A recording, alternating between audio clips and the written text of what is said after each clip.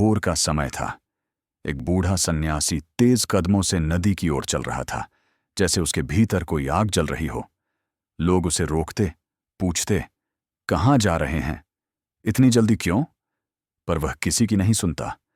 उसके हाथ में एक पुराना ग्रंथ था, जिसके पन्ने हवा में कांप रहे थे। अचानक नदी किनारे पहुंचकर उसने ग्रंथ खोला, और जैसे ही उसने पहला सूत्र पढ़ा, उसकी आंखों से आंसू बह निकले। कहते हैं, उस एक सूत्र ने उसकी पूरी जिंदगी बदल दी। कहते हैं, उसने उसी क्षण समझ लिया कि जीवन में जिसे हम खोया मानते हैं, वह असल में कभी खोता ही नहीं। बहुत लोग बाद में पूछते रहे, क्या लिखा था उस सूत्र में? वह मुस्कुराता और कहता, मेरे बच्चे, वह लिखा नहीं था, वह तो मुझे भीतर से सुनाई दिया था। नमस्कार दोस्तों, स्वागत है आपका किताब कथा में। आज हम बात करेंगे ब्रह्म सूत्र की, जिसे लिखा है महर्षि बादरायण ने। अध्याय 1। जब अंदर कोई पुकार उठती है, कहते हैं, हर इंसान की जिंदगी में एक ऐसा पल जरूर आता है जब वह दुनिया की भीड़ के बीच अचानक अकेला महसूस करता है। उसके आसपास सब कुछ वैसा ही होता है, लोग, बातें, काम, जिम्मेदारियां, पर फिर भी भीतर कहीं एक खालीपन, एक धुंधली सी बेचैनी जन्म लेने लगती है। ऐसा लगता है जैसे दुनिया अपनी रफ्तार में आगे बढ़ रही हो और हम उसके बीच कहीं रुक गए हों, बिना किसी वजह के। एक युवक था, नाम कुछ भी मान लो, क्योंकि यह कहानी एक व्यक्ति की नहीं, हम सबकी है। वह रोज की तरह सुबह उठता, काम पर जाता, लोगों से मिलता, हंसता, बातचीत करता। बाहर से देखो तो उसकी जिंदगी बिल्कुल ठीक ठाक चल रही थी। लेकिन एक दिन किसी अनजानी वजह से वह अचानक रुक गया। बस ऐसे ही। उसने खुद से एक सवाल पूछा, जो शायद आपने भी कभी अपने दिल में सुना होगा। आखिर ये सब किस लिए? यह सवाल बहुत छोटा लगता है, लेकिन इसकी पकड़ बहुत गहरी होती है। जब यह सवाल उठता है तो हम जवाब ढूंढने नहीं लगते, हम खुद को ढूंढने लगते हैं। बादरायण कहते हैं कि यही वह क्षण है जब ब्रह्म, अर्थात अंतिम सत्य, अब्सोल्यूट वास्तविकता, दिव्य चेतना हमारे भीतर खुद को प्रकट करना शुरू करती है। वह बाहर नहीं, किसी मंदिर में नहीं, किसी पहाड़ पर नहीं, किसी आसमान में नहीं, बल्कि हमारे दिल की सबसे शांत जगह में। युवक ने यह सवाल जैसे ही सुना, उसकी जिंदगी की रफ्तार धीरे होने लगी। उसे अचानक लगा कि वह जितना भी दौड़ रहा था, वह किसी और के सपने पूरे करने के लिए दौड़ रहा था। वह खुश था, पर भीतर से थका हुआ था। उसे लगता था कि कहीं कोई उसे पुकार रहा है, लेकिन आवाज इतनी धीमी थी कि वह साफ सुनाई नहीं देती थी। कई दिनों तक उसने इस पुकार को नजरअंदाज करने की कोशिश की। उसने खुद को व्यस्त रखा, दोस्तों से बातें की, हंसी मजाक किया, यहां तक कि अपने दिल को यह समझाने की कोशिश भी की कि यह सिर्फ एक मूड स्विंग है। लेकिन पुकार का स्वर धीरे धीरे तेज होता गया, इतना तेज कि एक दिन वह उसे अनसुना नहीं कर पाया। कहा जाता है कि ब्रह्म सूत्रों का पहला सूक्ष्म संदेश यही है, जब तुम्हें यह महसूस हो कि जीवन कुछ और कह रहा है, तो यह कोई संयोग नहीं है, यह ब्रह्म की पहली प्रतिध्वनि है। यह वह क्षण है जब तुम्हारा भीतर कहता है, अब रुककर देख, तुम हो कौन। युवक ने एक रात अपने कमरे की खिड़की खोली। बाहर अंधेरा था, लेकिन हवा में एक अजीब सी शांति थी। उस शांति में उसने अपनी सबसे पहली डरावनी सच्चाई का सामना किया। उसे नहीं पता था कि वह वास्तविक रूप से क्या चाहता है। क्या वह खुश था? शायद। क्या वह पूरा था? शायद नहीं। वह खिड़की के सामने खड़ा रहा और उसे ऐसा महसूस हुआ मानो भीतर से कोई कह रहा हो, तुम्हारी पहचान तुम्हारे काम में नहीं, तुम्हारे अनुभवों में नहीं, तुम्हारे नाम में नहीं, बल्कि तुमसे भी परे किसी चीज में है। बादरायण बताते हैं कि जब यह अनुभूति आती है तो इंसान दो रास्तों पर खड़ा होता है। पहला रास्ता, पुरानी जिंदगी को वैसे ही चलने देना जैसे कुछ हुआ ही नहीं। और दूसरा रास्ता, उस आवाज का पीछा करना जो भीतर से उठती है। युवक बहुत देर तक सोचता रहा। वह डर भी रहा था। कौन सा इंसान अपनी स्थापित जिंदगी, अपनी दिनचर्या, अपने सपनों पर सवाल उठाना पसंद करता है? लेकिन डर के साथ ही एक हल्की सी सहजता भी थी, मानो कोई कह रहा हो, आगे बढ़ो, मैं तुम्हारे साथ हूं। अगले दिन उसने अपने जीवन के छोटे छोटे व्यवहारों में बदलाव महसूस किए। ऑफिस जाते समय वह पहले की तरह जल्दी नहीं कर रहा था। आसपास की चीजें उसे नई लग रही थीं। पेड़ों की हरियाली, हवा का स्पर्श, लोगों की आंखों में छिपी कहानियां। अचानक दुनिया पहले जैसी नहीं लग रही थी। उसे लगा मानो वह किसी ऐसी यात्रा पर चल पड़ा है जिसका कोई नक्शा नहीं। ब्रह्म सूत्र कहते हैं कि यही शुरुआत है, जब तुम्हें लगता है कि तुम बदल रहे हो, जबकि दुनिया वही है। असल में दुनिया नहीं, तुम्हारा दृष्टिकोण बदल रहा होता है। भीतर उठी पुकार तुम्हें हर उस चीज के पार ले जाने लगती है जिसे तुम अब तक सच मानते आए थे। युवक अब अक्सर स्वयं से पूछता, मैं कौन हूं, सच में कौन हूं? वह इस सवाल से डरता भी, लेकिन उसे छोड़ भी नहीं पाता। हर बार सवाल पूछने पर उसका दिल जैसे थोड़ा और हल्का हो जाता। एक रात अचानक उसे यह एहसास हुआ कि वह अकेला नहीं है। दुनिया के अनगिनत लोग सदियों से इसी सवाल से जूझते आए हैं, और यही वह क्षण था जब उसने पहली बार ब्रह्म सूत्रों का सार महसूस किया। ज्ञान बाहर से नहीं आता, भीतर से जागता है। अब उसकी जिंदगी बदलने लगी थी, भले ही बाहर से कोई इस बदलाव को देख ना पाए। उसे लगने लगा कि उसके भीतर एक नया कमरा खुल गया है, एक ऐसा कमरा जिसमें रोशनी है, शांति है और एक अद्भुत स्वागत का भाव है। और जैसे ही उसने इस कमरे में कदम रखा, उसे एक और सवाल दिखाई दिया, एक ऐसा सवाल जो उसकी यात्रा को अगले स्तर तक ले जाने वाला था। यही सवाल उसे अगले अध्याय की ओर बुला रहा था। युवक अब अपनी साधारण सी जिंदगी में भी कुछ असाधारण महसूस करने लगा था। पहले वह दुनिया को जैसे देखता था, भाग दौड़, तनाव, उम्मीदें, नाकामियां, अब वह सब कुछ जैसे किसी नई रोशनी में दिखने लगा। लेकिन असली परिवर्तन तब शुरू होता है जब इंसान भीतर की गांठों को देखने की हिम्मत करता है। बाहर की उलझनें आसानी से दिखती हैं, पर भीतर की गांठें, उन्हें देखने के लिए एक अजीब सी ईमानदारी चाहिए, और कभी कभी दर्द भी।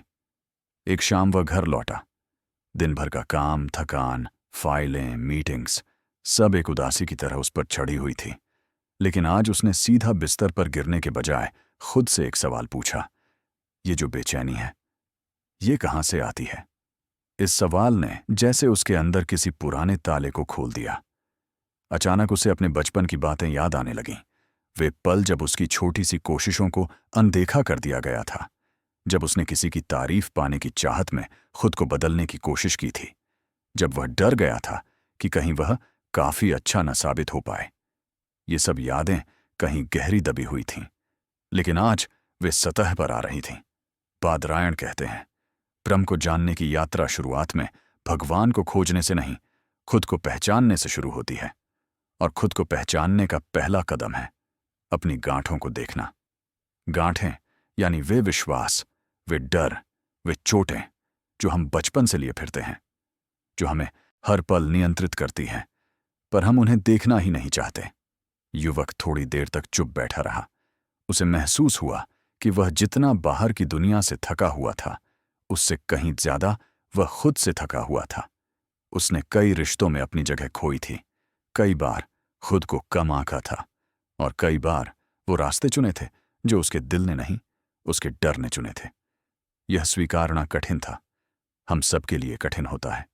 यही वह बिंदु है जहां ब्रह्म सूत्रों का एक अहम संदेश सामने आता है। ब्रह्म का ज्ञान अज्ञेय नहीं, अगम्य नहीं, वह दूर नहीं, बल्कि वह तुम्हारे भीतर की उन्हीं परतों के पार छिपा है जिन्हें तुमने वर्षों से छुआ ही नहीं। युवक ने पहली बार महसूस किया कि शायद उसके भीतर दो व्यक्ति रहते हैं, एक वह जो दुनिया को दिखता है और एक वह जो सच में है। और इन दोनों के बीच जो दूरी थी, वही उसकी पीड़ा का कारण थी। बाहर का व्यक्ति हमेशा व्यस्त था, काम में, जिम्मेदारियों में, अपेक्षाओं में, लेकिन भीतर का व्यक्ति, वह चुप था, तभी आवाज में रो रहा था।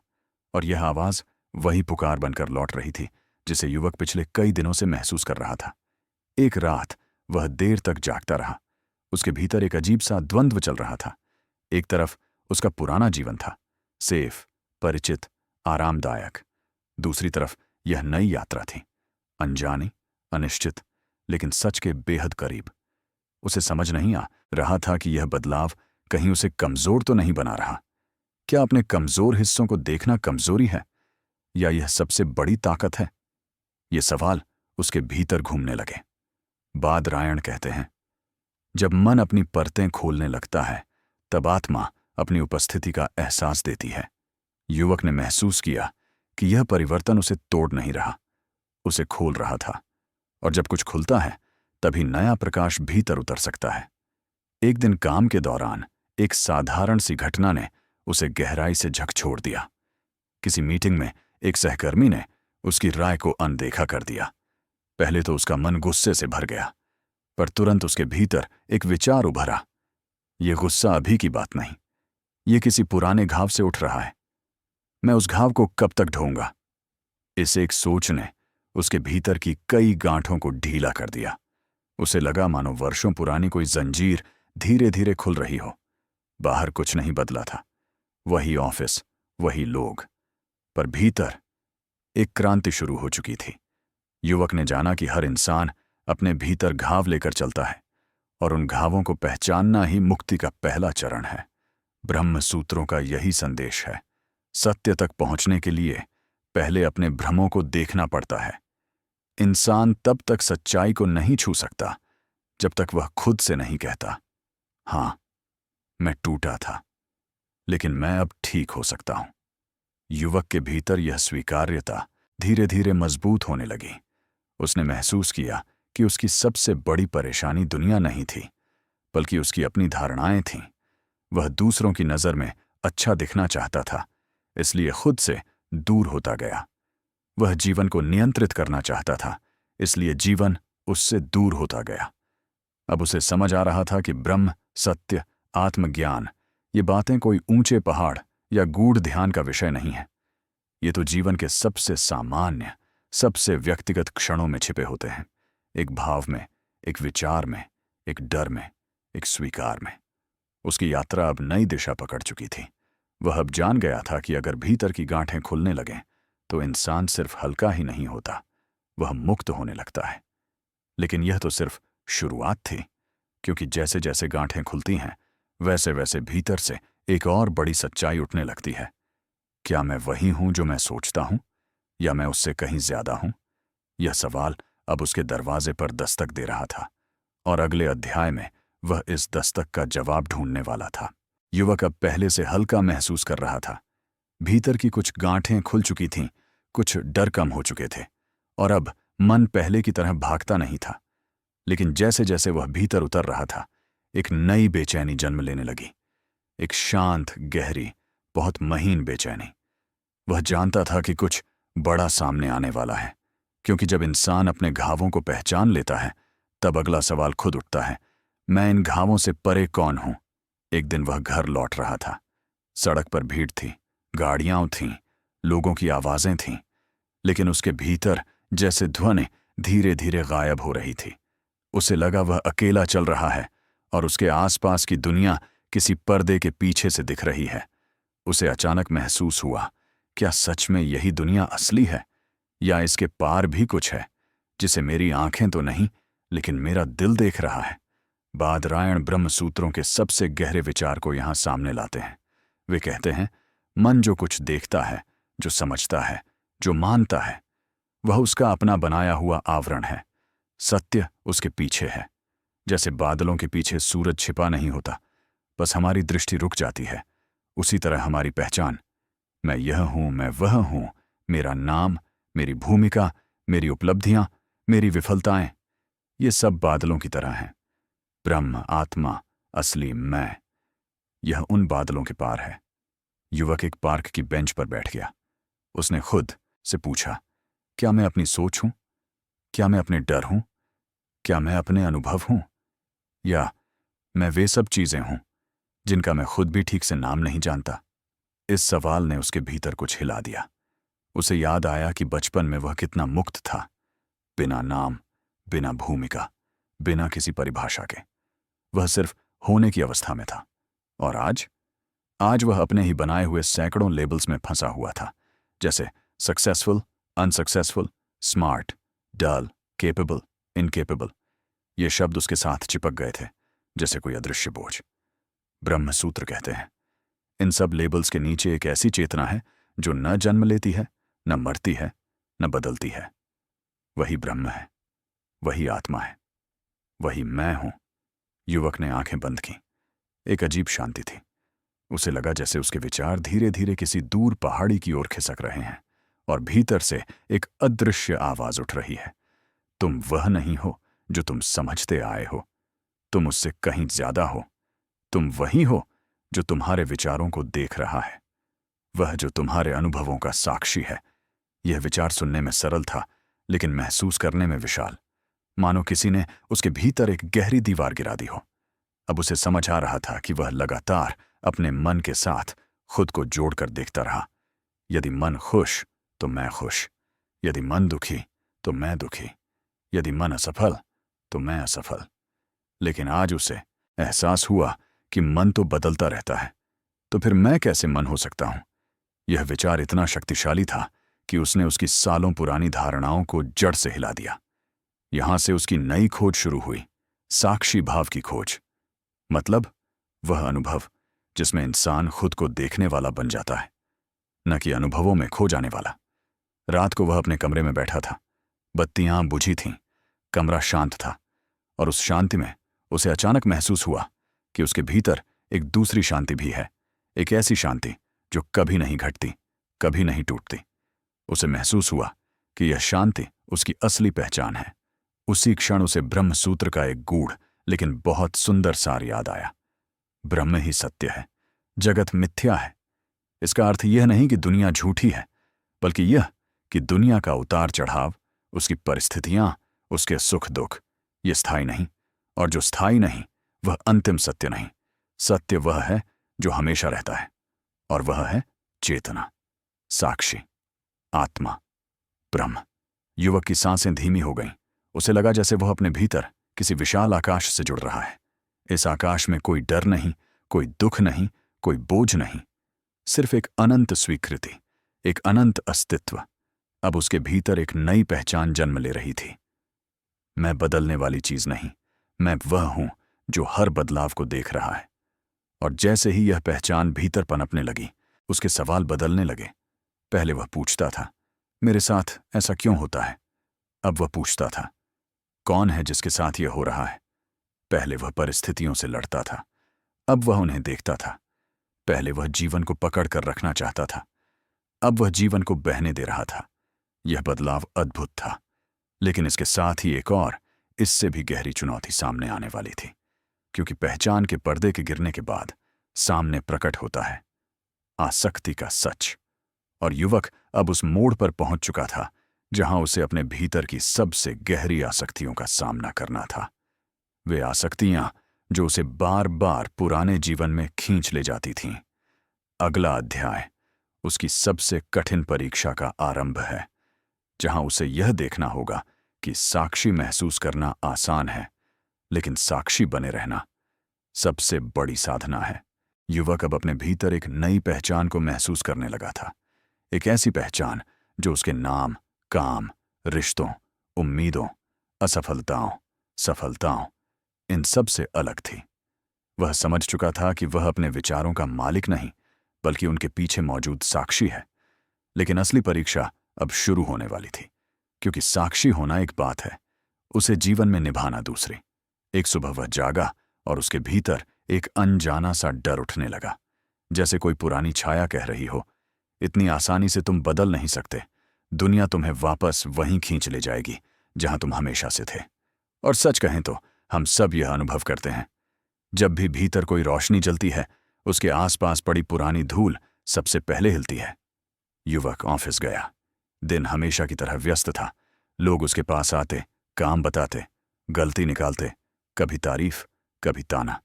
पहले वह इन सब से टूट जाता था, लेकिन आज वह चुपचाप उन सबको देख रहा था, मानो कोई दूसरी शक्ति उसके भीतर बैठकर कह रही हो, देखो, यह सब तुम्हारे ऊपर आ रहा है, पर तुम इसमें फंस नहीं रहे। लेकिन जैसे ही दिन समाप्त होने को आया, एक छोटी सी घटना ने उसके भीतर कैद कई पुरानी आसक्तियों को हिलाकर रख दिया। एक सहकर्मी ने उसकी मेहनत का श्रेय खुद ले लिया। पहले की तरह उसके भीतर गुस्सा उठा, तपता हुआ, जलता हुआ, फाड़ डालने वाला गुस्सा। और उसी क्षण वह खुद से लड़ने लगा। क्या मैं सच में बदल गया हूं? अगर मैं सच में साक्षी हूं तो यह आग मेरे भीतर क्यों उठ रही है? बादरायण कहते हैं, सत्य के निकट पहुंचने पर आसक्तियां मरती नहीं, वे आखिरी बार पूरी ताकत से उठती हैं। युवक इस आग को महसूस कर रहा था, लेकिन इस बार उसने कुछ अलग किया। उसने इस गुस्से को दबाया नहीं, भगाया नहीं, बल्कि उसे सीधा देखा, जैसे आंखों में आंखें डालकर पूछ रहा हो, तुम कौन हो और मैं तुम्हें क्यों मानूं? गुस्सा धीरे धीरे पिघलने लगा, और जब वह पिघला तो उसके पीछे एक गहरी सच्चाई खड़ी थी। मैं अपने भाव नहीं हूं, मैं वह हूं जो इन्हें देख रहा है। यह क्षण उसके जीवन का मोड़ था, क्योंकि पहली बार उसने अपने भीतर की भावनाओं को दुश्मन की तरह नहीं देखा, बल्कि एक शिक्षक की तरह स्वीकार किया। उसी रात वह अकेला अपने कमरे में बैठा था। बाहर पूर्णिमा का चांद था और अंदर एक अजीब सी रोशनी। उसे लगा जैसे उसके भीतर कोई नई जगह खुल रही है, एक ऐसी जगह जहां न गुस्सा टिकता है, न दुख, न डर, न इच्छा, बस एक शांत, अनंत, गहरी उपस्थिति। ब्रह्म सूत्रों का सार उसी रात जैसे उसके भीतर गूंजने लगा। तुम उसी ब्रह्म के अंश हो जिसकी कोई सीमा नहीं। तुम न जड़ हो, न सीमित, न टूटे हुए। तुम वही चेतना हो जिससे यह दुनिया उपजी है। युवक के भीतर एक प्रवाह सा उठा, जैसे वह अपने भीतर किसी नदी को महसूस कर रहा हो, जो सदियों से बह रही थी, पर जिसका स्पर्श उसे आज पहली बार मिला। अब उसे डर नहीं था, किसी खोने का भय नहीं, किसी पाने की इच्छा नहीं, किसी पहचान का बोझ नहीं।